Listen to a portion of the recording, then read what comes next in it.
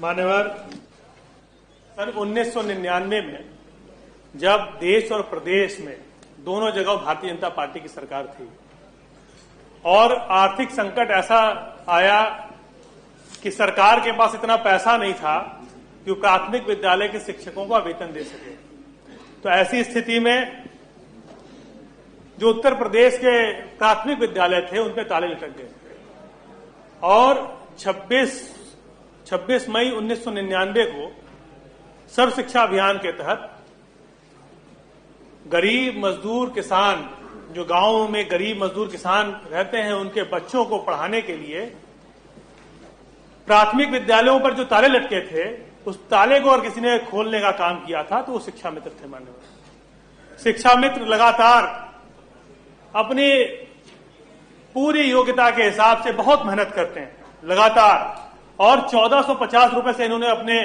Salary की शुरुआत की, मैंने मानदेय की शुरुआत की, और आज भी 11 महीने के लिए सिर्फ उनको मानदेय 10,000 रुपए दिया जा रहा है। सदन में कई बार मान्यवर आपने भी कहा और हम लोग भी लगातार सरकार से ये अनुरोध करते हैं, विनती करते हैं कि उनका मानदेय बढ़ा दिया जाए, क्योंकि लगातार जैसा भी हमारे माननीय सदस्य कह रहे थे कि कुशल श्रमिक 550 रुपए डेली पाता है और अगर हम जोड़ लें तो हमारे शिक्षा मित्रों को उतना पैसा भी नहीं मिल रहा। शिक्षा मित्र सारे काम करते हैं, शिक्षा मित्र से आप जनगणना भी कराते हैं, मध्याह्न भोजन का भी काम कराते हैं, बाकी सारे काम उससे कराते हैं जो शिक्षक से कराते हैं।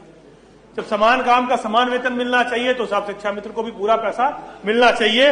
ये हम आप मान्यवर कहीं न कहीं मानवीय आधार पे भी हमें लगता है कि सरकार को सोचना चाहिए कि शिक्षा मित्र कहां खड़े हैं, उनकी हम कैसे मदद कर सकें।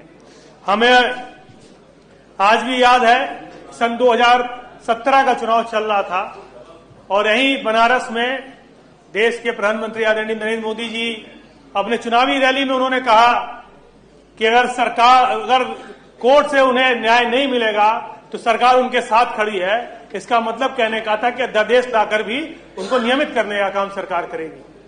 सारे शिक्षा मित्रों ने बड़े खुशी के साथ भारतीय जनता पार्टी को वोट दे दिया और देने के बाद जिस तरह से जुमले सरकार के शुरू से रहे हैं वैसे ही जुमला निकल गया वो भी, और कहीं शिक्षा मित्रों को न्याय नहीं मिला। मान्यवर, हमारे जो पूर्व उप मुख्यमंत्री थे दिनेश शर्मा जी, उनकी अगुवाई। नमस्कार साथियों, स्वागत है आप सभी का आज के इस नए वीडियो में। ये वीडियो आप सभी शिक्षा मित्र साथियों के लिए बेहद ही महत्वपूर्ण होने वाली है।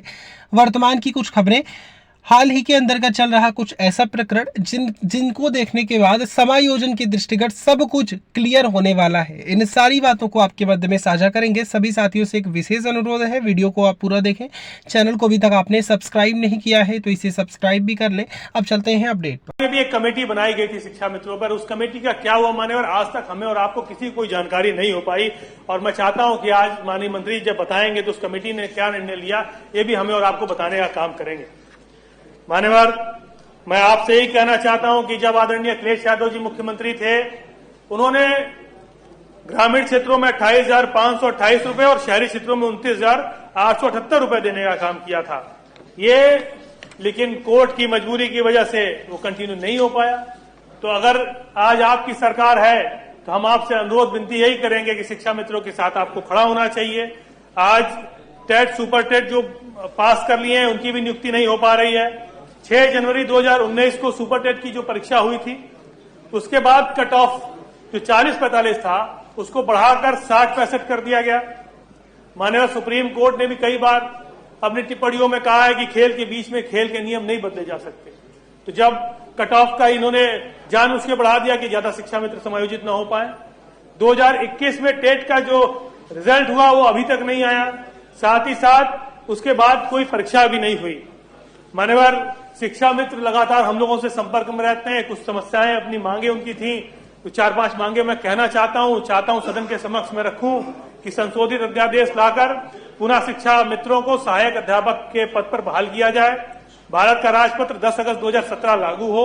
समान काम का समान वेतन लागू कर 62 वर्षों हेतु इनकी सेवा नियमावली बनाई जाए।